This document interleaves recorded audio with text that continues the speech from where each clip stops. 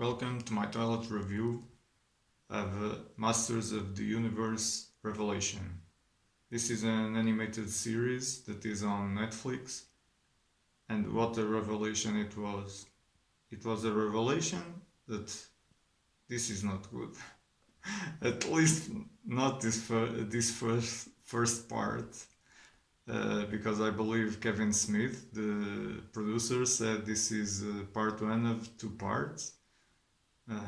My God, there were some people trash talking this before it came out because of all social political bullshit and stuff like that I don't care. I at least try not to care about, especially when it comes to entertainment. If it has a political message, okay. If it doesn't, okay also. So I try not to read too much into that. Of course, if it's something it's against my political views, I will probably not like it. Wherever this isn't the case. I don't think doesn't have not even half of what people were talking about that it would have, at least not in this first part.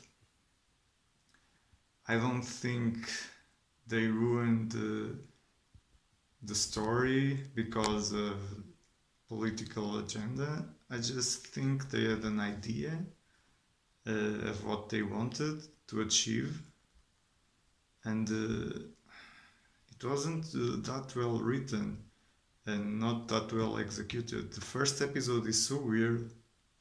Yeah, they try to be bombastic or whatever, and they fail almost completely.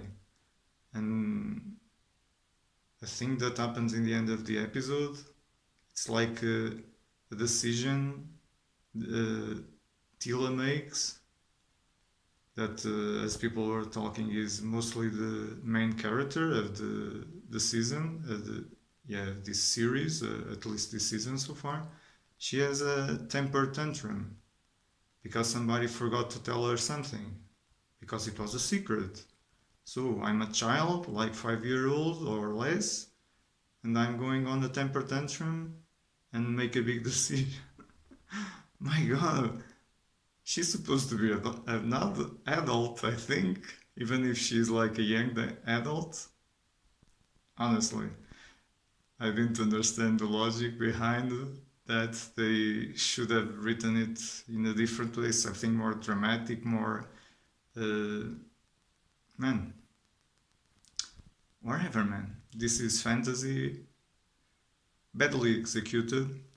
There are some good things like voice acting. I think it's great. Mark Hamill, as always, does a great job. Although I think his Skeletor sounds quite a lot like his Joker, but it's great. Sarah Michelle Gellar took me out of the episode in the first episode because she sounds too much like herself. But afterwards, I was okay with it. The rest of the voice casting, I think, is great. But the writing is, man, especially the first episode, and then as it goes along, it fumbles. But it's entertaining, but also boring. I don't know. I didn't like it. So I'm going to rate it like 3 poop emojis.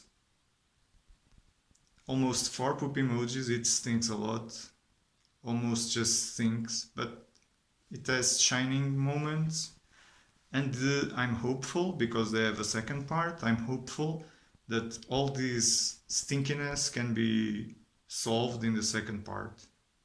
Not because of politics, not because of whatever, because of the writing. And maybe what they did will be justified with what will happen after the ending. The ending is kind of, it's not a big twist, it's nothing that you wouldn't expect.